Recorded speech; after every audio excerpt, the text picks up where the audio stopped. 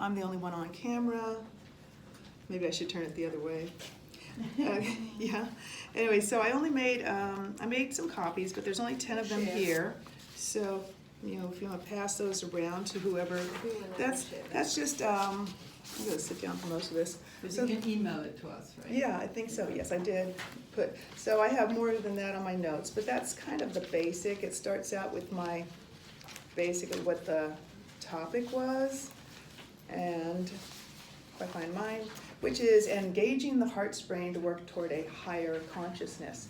Now, I missed the talk a few weeks ago, but Suzanne was nice enough to record it for me when you had a visitor who talked also about the power of the heart or heart intention. And I'm probably going to cover some of the same stuff that she did, but really more on a, what's the right word, not practical, but more on a materialistic level. She talked a lot about, you know, feeling and about emotion and about being tied in a positive way. And yes, that's true. Mine is on the same subject, but more about what we were talking about just during our conversation a little bit earlier about how it works. And or how I am demising that it works, or how as I'm studying, we keep finding that everything actually comes down to the same thing in very many ways. So I'll kind of refer to this. What I did here with what you have on your handout is a little bit brief, but the description, more or less, was about the heart. Okay, first off, besides studying this, I'm a hypnotherapist. So I'm very interested in the mind. You brought up mesmerism. I did a talk last year, I guess, about the difference between mesmerism and hypnosis. And hypnosis is like, to kind of just explain a little bit, hypnosis goes into being a guide to help that person change. Mesmerism does involve an energy, sort of like an energetic exchange. Mesmerists had two branches. One was hypnotism and the other was energy healing. Okay. And so speaking of the mesmerism energy, but also like you talked about, somebody said, you know, we need to be careful because our thoughts can affect someone else. So so this is where tying it to this part is about using energy for ourselves primarily. So the goal of my sharing this is how we can use our own directed, not our energy, but direct energy through ourselves to then loop back up into a higher consciousness connection, tie yourself in there. Also, the reason I would say this is like, since everything is connected, I felt like this is like so hard to narrow down because I'm also going to talk about the power of energy and thought to change and or create the material matter. So they both tie in. The funny thing is that they seem like they're different things about reaching a higher consciousness through your heart, but also you can, through the energy and the power of your heart and intent, change material matter or affect it. So it's the same process, it's just you can use it in whatever direction you want. So I studied and also am a facilitator in heart math, which for many years has been doing study on the power of the heart. And like we were saying again earlier about science kind of coming around, finding, I guess maybe 5 years ago, they said they discovered that our different organs actually have their own little brains. And of course, last week we were talking about how Blavatsky said the heart has 7 brains, but we don't know exactly where in the heart. So it does have its own brain. And what's different, we used to believe that the mind told the heart what to do. So I'm going to kind of refer to this and read through this so I don't repeat myself. So the heart generates the greatest electromagnetic field of the body. It extends 3 feet around us. And, you know, of course, we talk about aura, right? You know, this field. It's an innate power that may be directed with our intention and emotions. And tying that into Theosophy, Fohat is defined as the essence of cosmic electricity and has been theorized that it is electromagnetism. And as Theosophy teaches that we are a fractal nature, our heart's power is a reflection of Fohat. And again, these are my thoughts tying things together. So, so we can explore the power of the heart and research into how to direct it for our own benefit, including achieving a higher level of consciousness through heart-based focused attention. So it's widely been accepted that the heart and other organs have separate and independent brains that communicate with the other body's brain. And the heart's brain can create a state of heart coherence through specific meditative processes. And when the heart's in a coherent state, especially when the heart brain is in a state of no thing, no mind, no body, going to, not thinking of something, but finding that space in the darkness, that nowhere, is when it can open up a bit of a portal for us. And our energetic beings can access the ethereal world. Perhaps this could be best described as the Atma Buddhi Manas, spirit, soul, intelligence, connection. So when the Theosophists and occultists say that God is no being, and this was an excerpt, it is nothing, no thing, they are reverentially and religiously respectful to the deity that those who call God a he and thus make him a gigantic male. But I tied that in there because of the no being, that there's this area of like the unexplainable nothingness, as we all understand. I found a few excerpts from different parts of the secret doctrine that I felt like supported what I'm, believing here. So the sixth principle in man, Buddhi, the divine soul, though a mere breath in our conceptions, is still something material when compared with divine spirit, Atma, of which it is the carrier or vehicle. Fohat, in this capacity of divine love, Eros, the electric power of affinity and sympathy, is shown allegorically as trying to bring the pure spirit, the ray inseparable from the one absolute, into union with the soul, the two constituting in man the monad, and in nature the first link between the ever unconditioned and the manifested. The first is now the second. And that was book 1, page 45. So this is what's on your handout. And in that statement, I'm seeing that it's talking about that, what I'm about to get into, creating this emotion and then tying that in to the energy. Shirley, what is interesting, this is how we started our first session with. Actually, I reread this passage, so there was some divine coincidence, coordination of things. Exactly, it always seems to... Yeah. Now, another is from the proem. There is that which links spirit to matter, subject to object. This something at present unknown to Western speculation is called the occultist Fohat. It is the bridge by which the ideas existing in the divine thought are impressed on cosmic substance as the laws of nature. Fohat is thus the dynamic energy of cosmic ideation, or regarded from the other side, it is the intelligent medium, the guiding power of all manifestation, and the thought divine. Transmitted and made manifest through the Dianchuans, the architects of the visible world. Thus, from spirit or cosmic ideation comes our consciousness. From cosmic substance, the several vehicles in which that consciousness is individualized and attains to self or reflective consciousness. While Fohat, in its various manifestations, is the mysterious link between mind and matter, the animating principle electrifying every atom into life. So again, it's talking about that energy with the mind, making that connection for creation. And that will also help the scientists to work on the nature of consciousness to make it, official and tangible to us. And there are scientists out there. I have a few favorites. Me too. Who are working on this. Like Dean Radin is one, if anyone knows who he is. He's at Noetic Studies, Noetic Sciences, which was started by Edgar Mitchell. Exactly, he was an astronaut. Yeah. And the English guy who wrote on the Akashic field, he's British, his name was... well, if you said it, I'd probably go, oh. Did you say Braden or Raiden?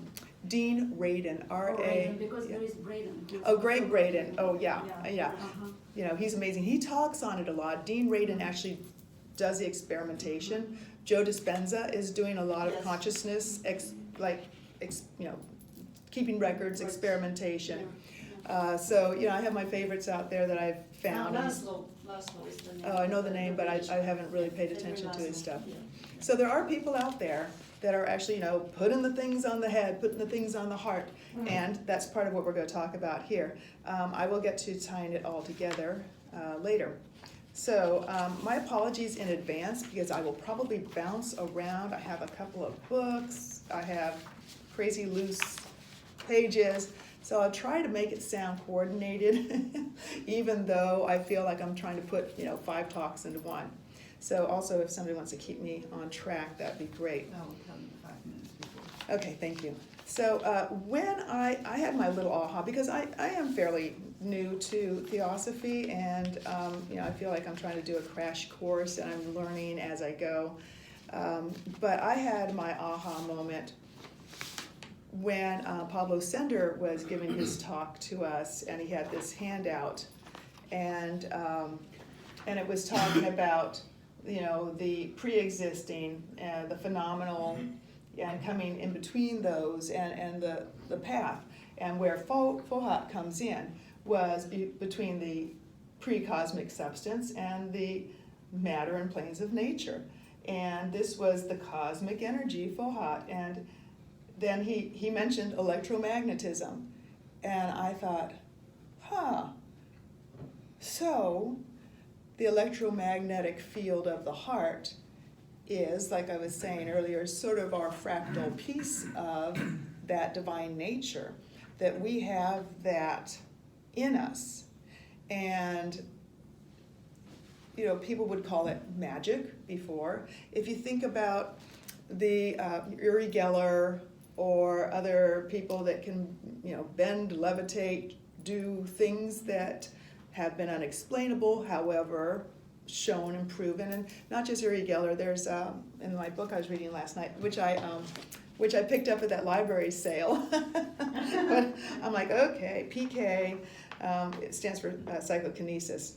But I have a few pages out of here. There was another guy from England, I think, who duplicated just really fascinating examples of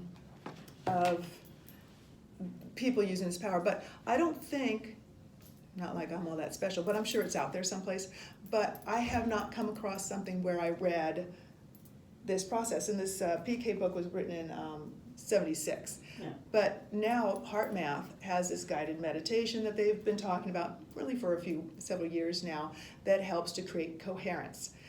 And with coherence is where I believe we can then find that connection, especially Joe Dispenza is doing that sort of thing.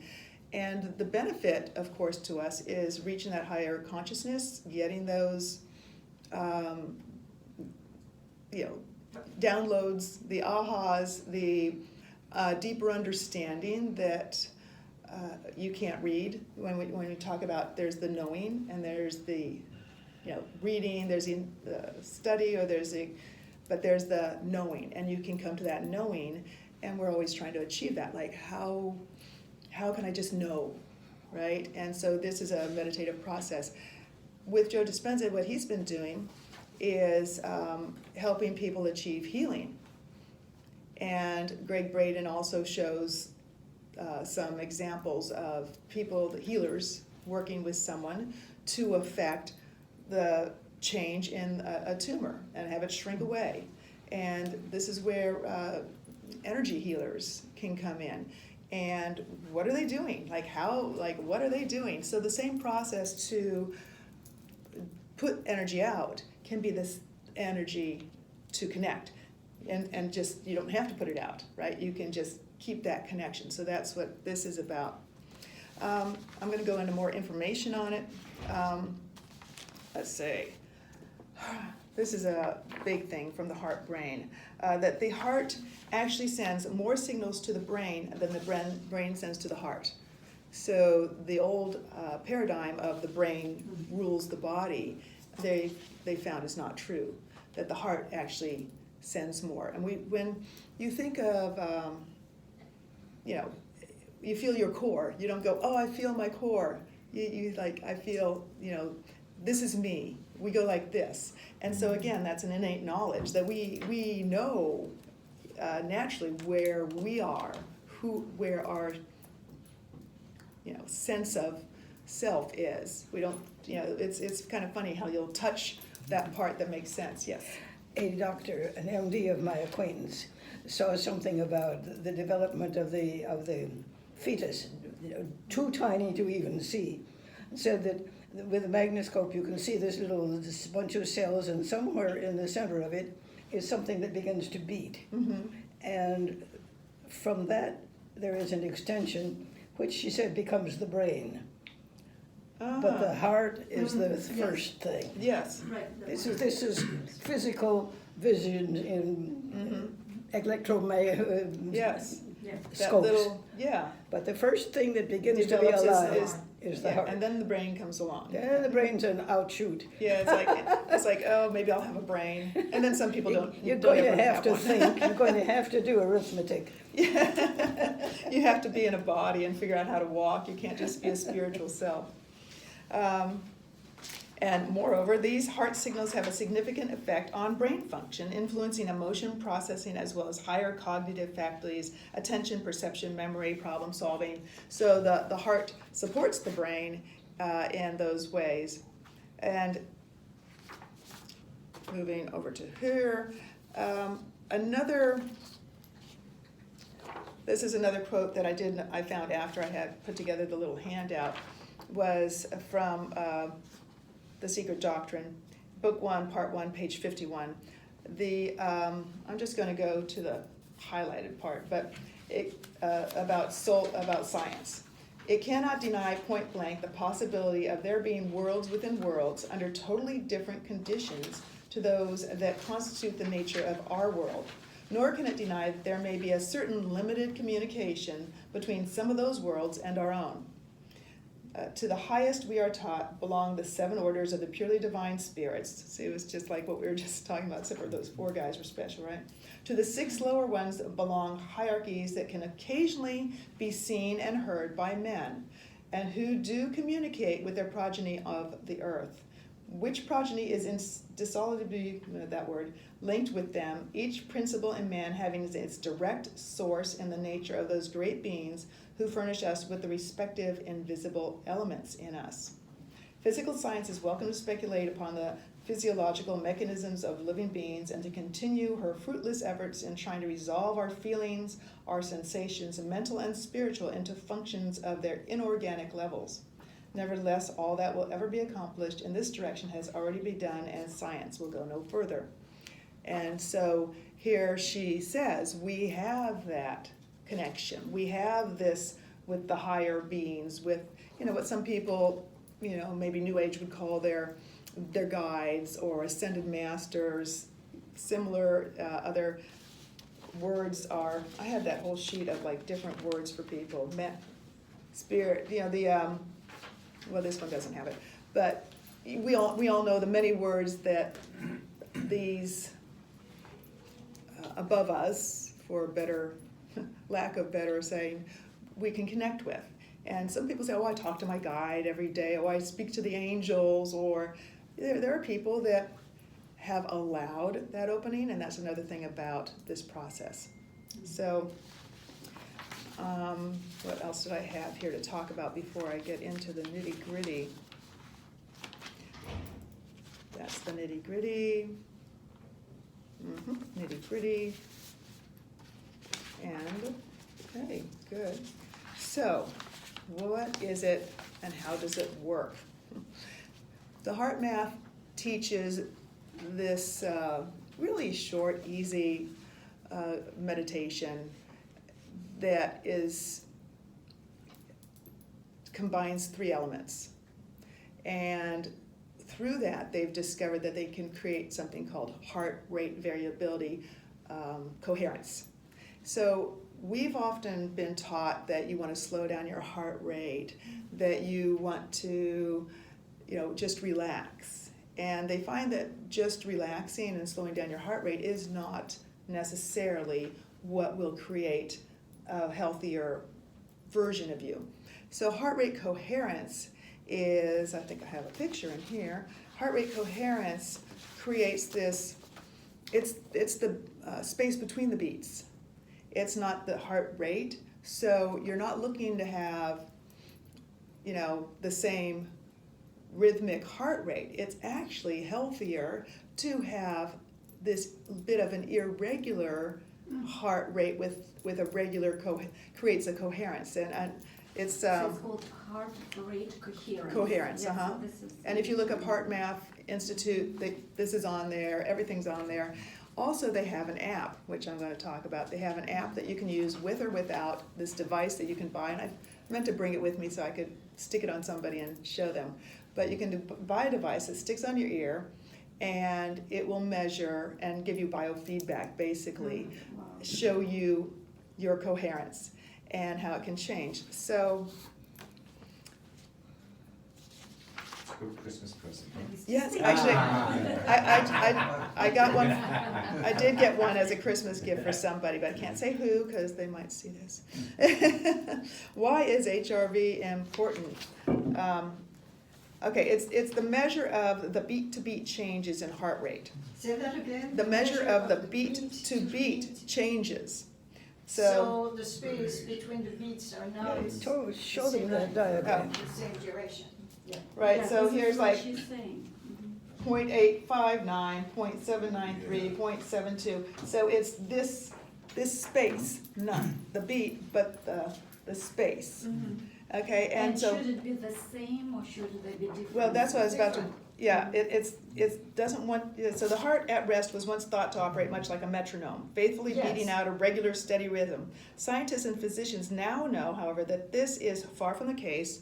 Rather than being monotonously regular, the rhythm of a healthy heart, even Right. under resting conditions, is actually surprisingly irregular. Okay. With the time interval between consecutive heartbeats constantly changing, Mhm. this naturally occurring beat-to-beat variation is called heart rate variability. Okay, that's clear. So, heart rate variability is a measure of the beat-to-beat changes and the diagram. The normal variability in heart rate is due to the synergistic action of the two branches of the autonomic nervous system, Uh-huh. the part of the nervous system that regulates most of the body's internal functions.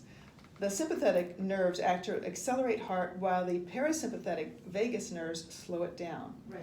The sympathetic and parasympathetic branches are continually interacting to maintain a cardiovascular activity, blah, blah, blah, blah, blah. The analysis of HRV, heart rate variability, therefore serves as a dynamic window into the function and balance of the autonomic nervous system. So when your doctor takes your pulse, he's not measuring that necessarily. I was gonna ask, does medical science? He's know? he just wants to know is it 70, what's your heartbeat Right. per minute. However, the heart rate variability measures the changing rhythms, and they'll do it on the app. If you have one of those things, it'll do it in real time, and you can watch it. So it's, But I would think they do it in fancier tests. I mean, if Well, there's yeah, a they problem, can. then they will do they it. do. Yeah. Yeah, especially there, when they're testing somebody, they Yes. have them all sorts of hooks up. But Right. and why is it important? Physiological resilience and behavioral flexibility. It's an important indicator of health and fitness. It reflects our ability to adapt effectively to stress and environmental demands. In healthy individuals, the heart remains similarly responsive and resilient. I don't want to read all this, but although the age-related decline in HRV is a natural process, having abnormally low HRV is one's age group is associated with increased risk of future health problems. So a low HRV is also observed in individuals with a wide range of diseases and disorders. And this is why, for example, if you learn how to create this coherence for yourself through this practice and do it, a couple times a day, once a day even, that it has a lasting effect. Just like say when they say you work out with, that it has a lasting effect. So it does last for you. So that's the health benefit of this, is being able to do this. And once again, I'm not going to read all through this, but you kind of have the idea of what that is.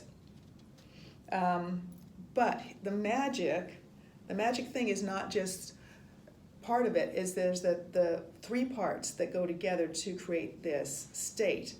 And this is when I discovered, and Joe Dispenza is talking about getting someone into this state, and in that state, creating material and physical change, and as I was saying, reaching also a higher consciousness, and with the same practice, changing material matter.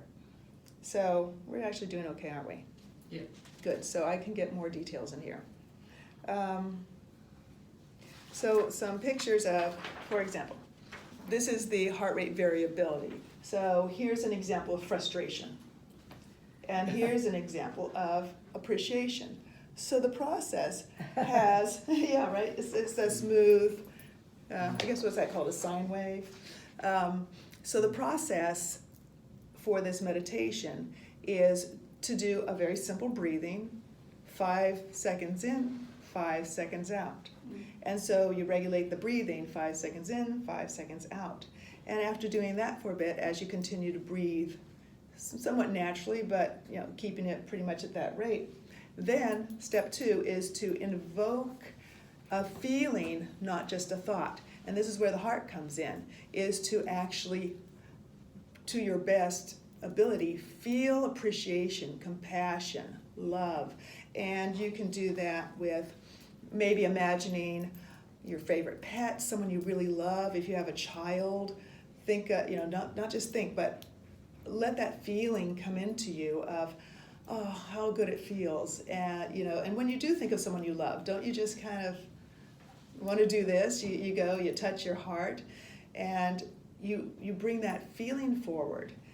So these are you breathe. You start by breathing in and out of your heart. You feel the love, and then if you want to keep that, you can send it through your body. So it starts here, then you send it up, and this is where that intention, you send it through your body with intention and thought.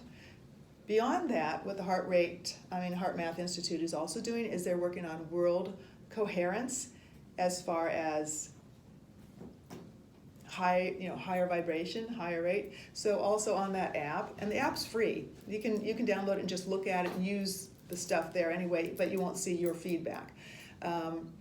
And just look up Heart Math Institute. But they also have, for the people that are hooking up, they have a global coherence that you can see, how high the global coherence is compared to yours.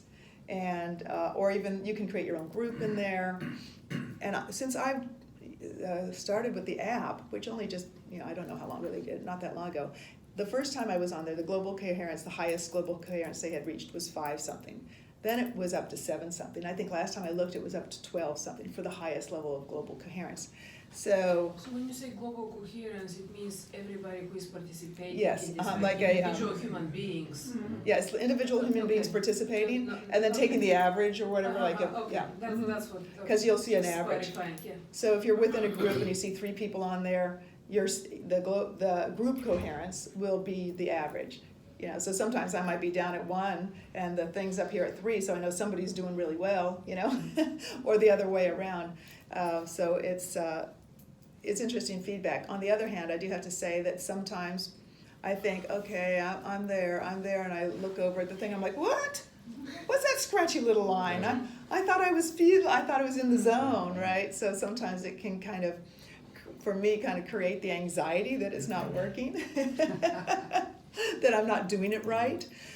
So the global coherence part then is after you've sent it all through yourself, then you send it out. Just like through your body, you send it out to your neighborhood, your family, your friends. Then you send it out beyond. Then you send it out globally while in this meditation. And we all here believe that energy and intention has power. And so that is part of that group energy that you can practice this and potentially be doing something good for the earth. You can send it to the earth. You can send it to our solar system. And some of these meditations keep going, just like from that, like you've seen those Zoom things where somebody zooms out and then you zoom back in. And that's probably the process I'll do with you here. So Now, how does it affect the material world? So when we had lunch, and I'm like, so I just learned how to do this. Did I break it or just bend it? No, you broke it. So but first you bent it and then yeah, you broke it. So I was talking about had learned, basically it was the same process, having an intent, drawing energy in. So it's a little bit different than this. So this process that I'm talking about is a little different than this. This is completely in here, not necessarily drawing energy in.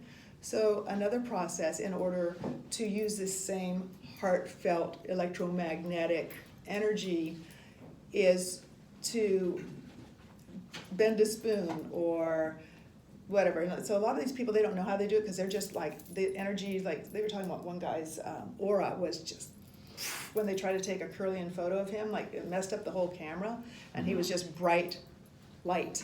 And so some people have an open portal. Others, it's harder for them. And I did just do I called it Spoon Bending 101 workshop recently at a conference. And what was so, everybody got a spoon, and some people were just like, yeah. And then there's this big guy going, I'm like, no, you're trying too hard, you know? Right. And his barely, and I was kind of surprised, you know, because I'm like, it's not about using your muscle, it's about noticing the difference in the material.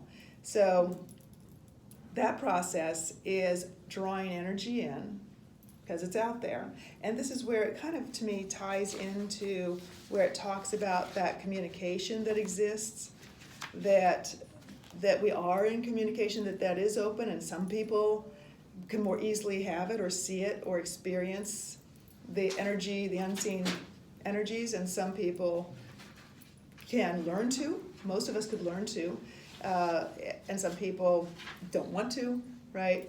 So it's just drawing energy in, sending it to the spoon, for example. And one of these days maybe I'll come in here and say, watch, I can do it with my mind now. But I'm kind of, I'm still bending it with my hands.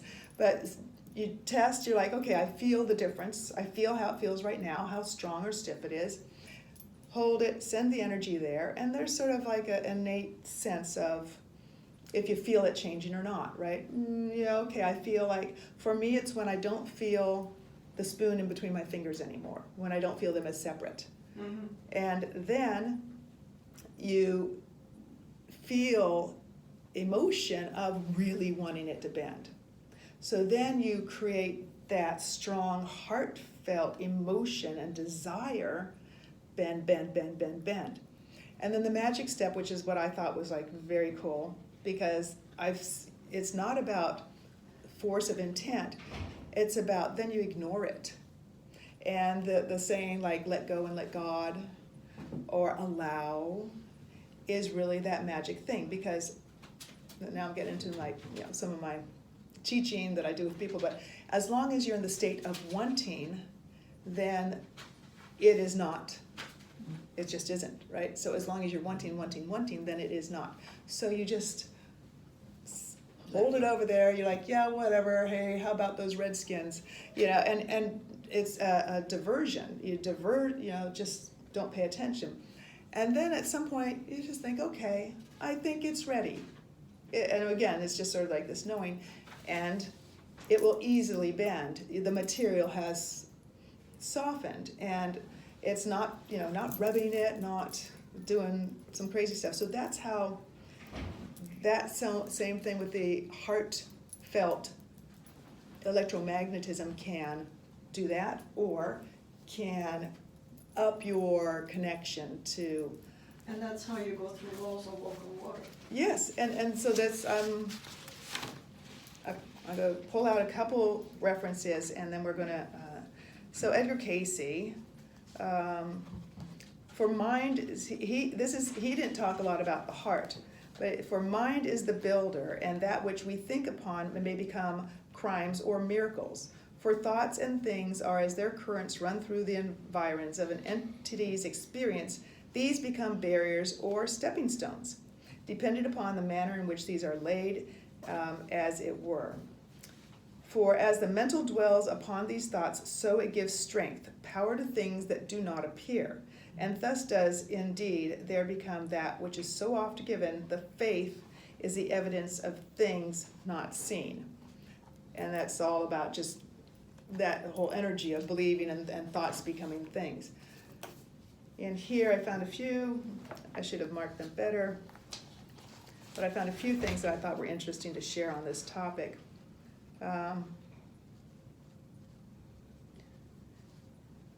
Silva. That's another guy I'd like to study some more of. Remember the Silva system or the Silva learning system? Yeah. And so he found that the best results in water experiments occurred when the brain wave frequency was hovering around 10 cycles a second. And this will tie into, we were talking about the Earth electromagnetic frequency of the Earth. So against this little synchronicity. He points out the existence of energy waves located in the cavity between the Earth belt and the ionosphere, and how some of the fields there also vibrate at 10 cycles a second. Maybe, he says, the mind is tapping that geophysical energy during a side display as if it were coinciding with a life-giving frequency that physically exists. So when we talk about where's that energy coming from, maybe there's a coherence that we create between even the Earth, the energies around us, when we are in this state. And the more coherent you are in yourself and then around you. So he's talking about brainwave state, which is also a part of an element of this, because a lot of this activity happens in that theta brainwave state, or alpha, which is high or low hypnotic state or meditative states. So that's another thing that I thought,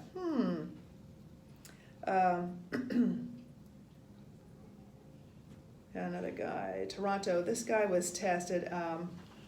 He discovered that when the brain of English psychic Matthew Manning, this was this other guy that I was mentioning, was monitored during mental bending feats, ramp-shaped forms on the EEG graph pointed to a predominant theta production.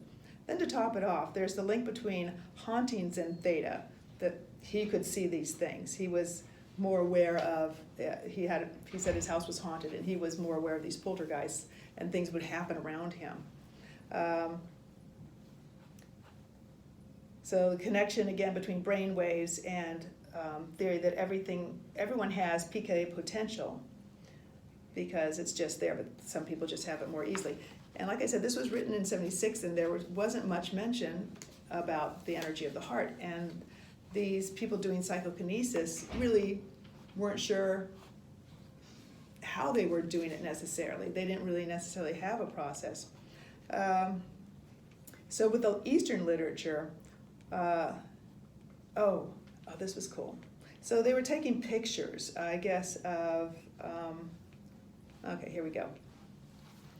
According to the famed, I can't stand the Eastern wizard, Paramhasa Yogananda.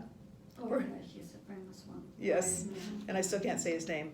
Perhaps the most accomplished Eastern ascetic ever to lecture in the West, India has produced masters able to levitate their own bodies. Some believe this specific ability connected with the Anahat chakra, the energy spot that the Indian legends says allows one to walk on air. When Yogananda, the first great Indian master to settle in the United States, was asked to explain the phenomenon, he cryptically answered, "A yogi's body loses its grossness after use of certain pranayamas. Then it will levitate or hop about like a leaping frog. Even saints who do not practice formal yoga have been known to levitate during a state of intense devotion to God." And that intense devotion to God would most likely be this heartfelt love and adoration and connection, right? So, yeah, all the cities of these people, like Sri Ananda Mahima, the goddess of India, who lived in the early 20th century. She could roll like a bowl. oh yeah, Until a microscopic size, and then come back. Oh my gosh. Like a tennis ball, and reappear. yeah. See, and in the East, it later on talks about, but they don't think so much about that because they've learned that stuff, and that's not something that they focus on. They're focusing on the next level up, because even Right. if children, they're taught and things like this. At least maybe they had been. So they talked about doing a Kirlian aura picture of somebody doing a PK event. And the photographs show a mysterious pattern on film that could be manifestation of the surrounding energies described in Eastern literature. Because they talked about these lights that would show up and energetic forms that they would see around someone doing, you know, one of these events. On film, it comes across as intricate designs, forests, and weird squiggly shapes one would not expect to see in a scientific photograph of the air. Perhaps it's connected in some way with what the Christians call the Holy Spirit and with what has been called organ or ode. So again, and when it said forests, and I'm thinking about that whole fractal nature thing again, our brains and trees and, you know, branching energy coming out, even lightning, right? Yeah, but I mean, this is when I talked about Eliphas Levi. I mean, when he talked about the astral light, he talked about Od, and he talked about the same force as mesmerism. So this is all the astral light that you can manipulate. And with the manipulation, you can do, you can even change the physical form. Exactly. Okay? And that's why it's eclat. So this is exactly what it is. And like we keep saying, it's all the same. We keep finding that it's all the same thing in just all these different areas that there's. I think it comes down to that connection. We connect our inner with the outer. How am I doing? Yeah, we have 15 minutes, so if you want to do meditation, you should start. Okay. Mental field. Let me see if there's anything else that like had to be said from here. That's interesting, but it doesn't have to be said. Here, this was tying into what I said about like they don't know what they're doing necessarily when they're doing this, and when I talked about that you have to ignore it, you have to forget about it. This talks about that this guy was trying to bend a spoon, trying to bend it, and for a good 10 minutes not a thing happened. Then the boy's father walked into the room, and as happens in so many cases of this kind, the sudden distraction, the break in concentration did the trick. Suddenly, Matthew felt the spoon drooping like heated wax, and it continued to bend until it resembled a hairpin. So that's some support for the step of letting it go and allowing. So with meditation, with quote-unquote effort to reach that higher consciousness, the trick is to get to a certain stage and then let go. Just allow that, trying too hard blocks where you're going.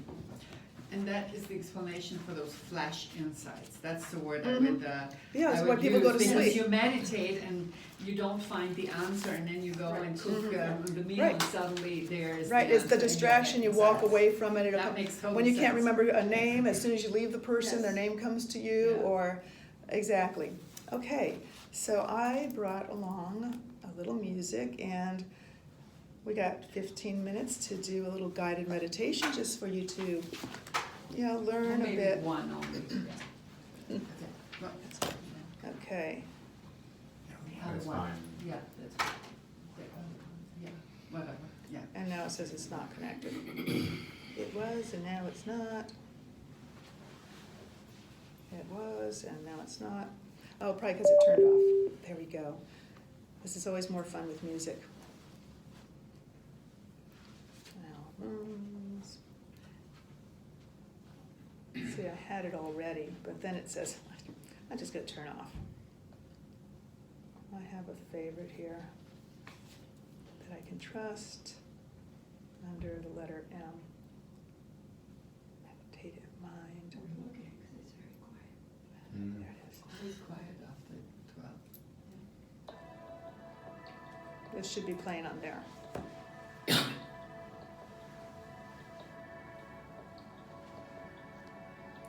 I mean, it's not bad on here, but That's okay. it just keeps unconnecting.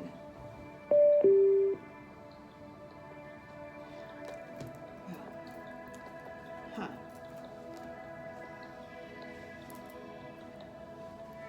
It's just giving me a hard. Okay, we'll just do it this way. It sounds better out of the little box, but this is fine. Can everybody just hear Yes, that it's okay? fine. You can hear it fine. Okay. All right, so go ahead and make yourself comfortable in your seats. And we'll begin with that breathing. You can allow your eyes to close gently, relaxing. And as I count to 5, I want you to take a deep breath in. 1, 2, 3, 4, 5. And exhale. 1, 2, 3, 4, 5.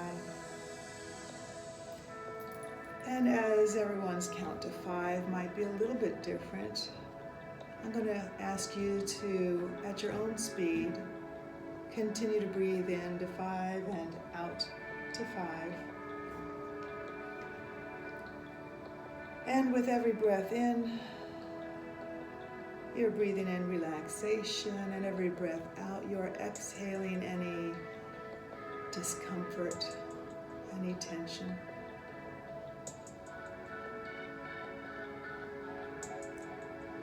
And now imagine that that breath is coming in and out of your heart space, as if you could breathe through your heart, breathing in and out of your heart to the count of 5, in and out.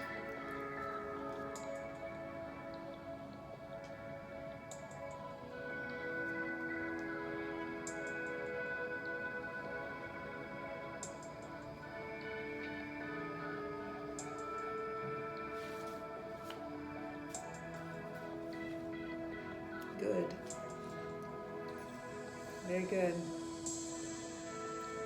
Now, as you continue to breathe in and out of your heart space, bring up an emotion, a very positive emotion. Very positive emotion of love or compassion, gratitude. And feel it inside of your heart, feel it inside of your body. Experience that sensation, that feeling of love, gratitude, compassion. Perhaps you imagine a loved pet or person. Perhaps you can simply feel gratitude for this group, this moment, these few minutes that you have to just let go.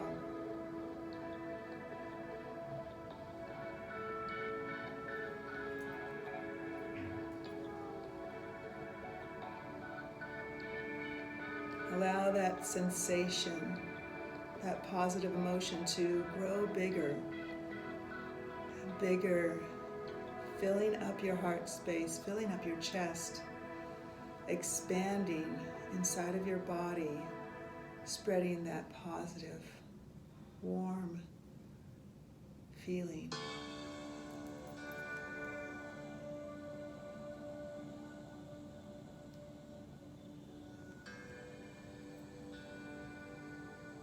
Good. Feel it expand, and as it expands through your chest, feel it flowing up to your head and your neck and your face. As you relax any muscles, allowing positivity, the energy of positive love, gratitude, or compassion to flow.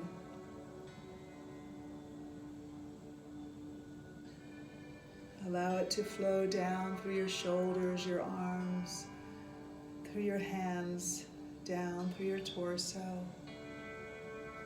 Expanding and flowing, filling you with positivity, beautiful emotion, strong, positive emotion flowing down through your legs, your knees, your lower legs, your feet, throughout your whole body. Positivity flows through every cell, every muscle, every tendon, every bone of your body. The emotion of positivity is there now.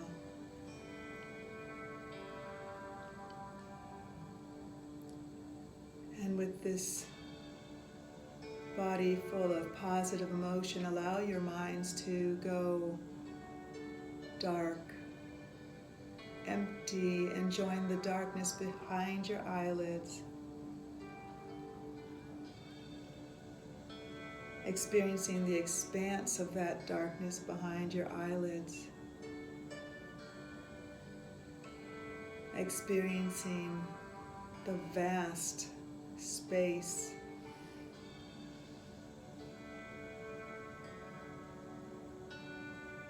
The vast internal and external space.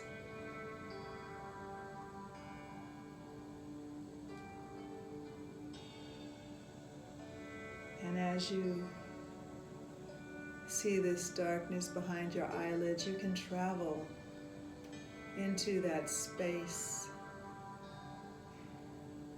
as if you're floating, out in this expanse of no thing, no body, no mind, just the space around you, just the space within you and beyond you. You expand,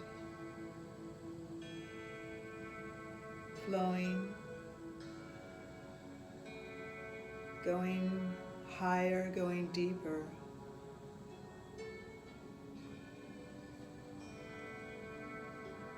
In this darkness, you may see visions or hear words. You may find something there. Be open, be aware as you leave behind your mind, your body, leaving the self behind. You connect now to the energies and the darkness, carrying with you that positive energy inside. You find that very positive energy that you can connect to as well.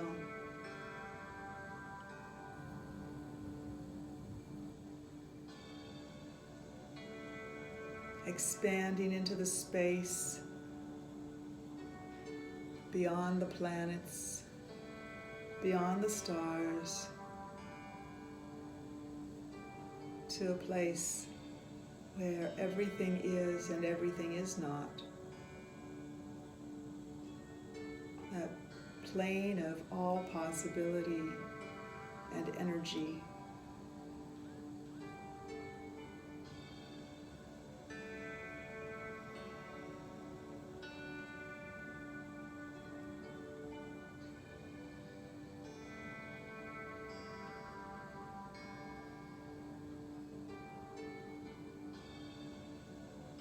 And you know at any time you can visit there and go even further, even deeper, even higher.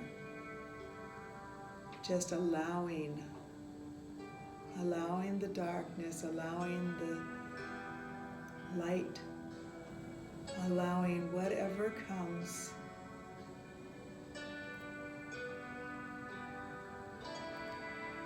And now you find you can slowly, gently flow back toward the here and the now. Getting closer and closer to your body, your mind, carrying every bit of experience, maintaining that positivity inside of you.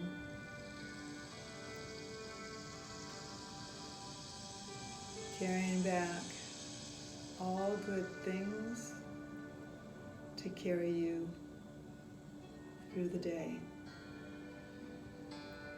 And as you gently return to your body, you can take a deep breath in and let it out, and open your eyes when you're ready.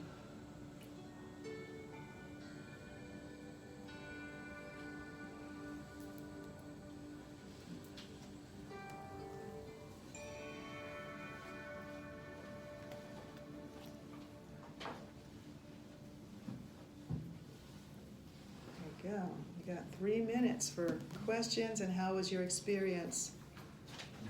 I had a quick question. Mhm. Were there any experiments done on meditators, like they did with their brain? Did they do it with them? They're doing that at Heart Okay. Math. They're doing that. I don't have like the, I want to say footage, but if you go to their site, they have all their studies and reports, over 200 and something Okay. have been done on the process of the heart rate variability. And so at the end here, tying it together, the power of Fohat is the vehicle. It's the vehicle through which we can connect over the bridge to what we might call our higher consciousness. Through heart-focused meditation, we can access the non-material astral plane. It's also the energy that creates our material world. The process of manifestation begins with a thought, the wish, the intention, the I want. A strong desire creates a heart-fueled electromagnetic vehicle for intention, and the energy is binding to create change, new feelings of success, satisfaction, confidence, potential reality. And at this point, the desire is left behind, only a confident assumption of the desire already being met, no longer something unmet. It's time to rest and allow the manifestation to take place. The creation process is finished. Rest and allow, quote, on the 7th day, the day on which the creation process ceased, finished, Vayakula. And everything is energy, matter and energy, interchangeable, as we all know here, talking, preaching to the choir, right? You can influence and manifest the matter around you, as well as use Fohat as a vehicle for personal energy to higher planes. But I think also in terms of heart disease, because it's the number one cure. Right.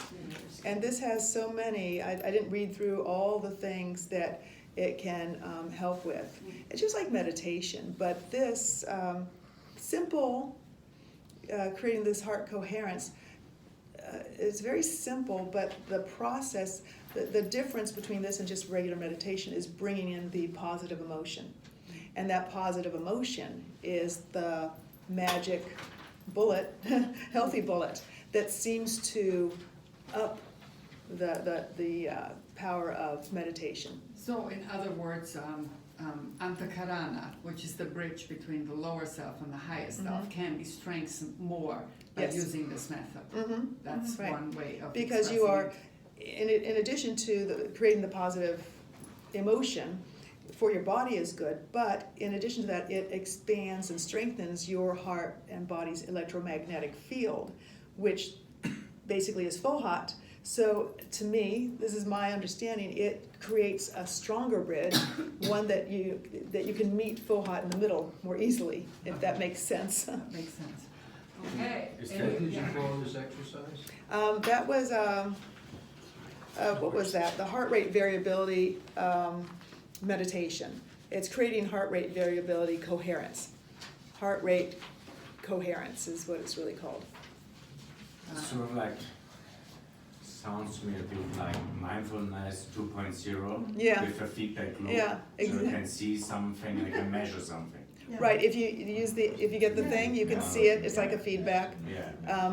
And you can just do it anyway, knowing that it's, if you take the steps and incorporate that Yeah. heartfelt positive energy, it creates, so does emergency. You know how somebody can pick up a car or something? This is like, again, Yes. that, it's so similar, but this is evoking the positive thing. What creates that is that it raises the vibration of the And energy. I'm thinking about the group effect where, the rain Mhm. dance is one, but Right. also the apparitions. Yeah. Mhm, right? Virgin Mary, I think.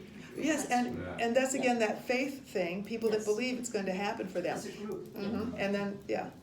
So I have a question, like during your guidance, you encourage people to connect with both the light and the darkness. Mhm. How do you explain the term darkness? In which sense did you use The it? darkness was the void. The void, this Yes. is how I Yeah. understood it, Yes, but just in that's what I case meant. Yeah, wanted not like your yeah. shadow side or, Yeah, it was so- like going but into just- the darkness I behind your understood it lids. this way, Yes. but just in case, Mhm, like I yeah. wanted to specify. Yeah, it was being in the void and then allowing what comes to you when you're there. It's Osho Zen calls it no thingness. Yes. No thingness. Yeah. Okay. Well. Thank you. Thank you so much for this wonderful presentation, and for also is another sheet of Is, light.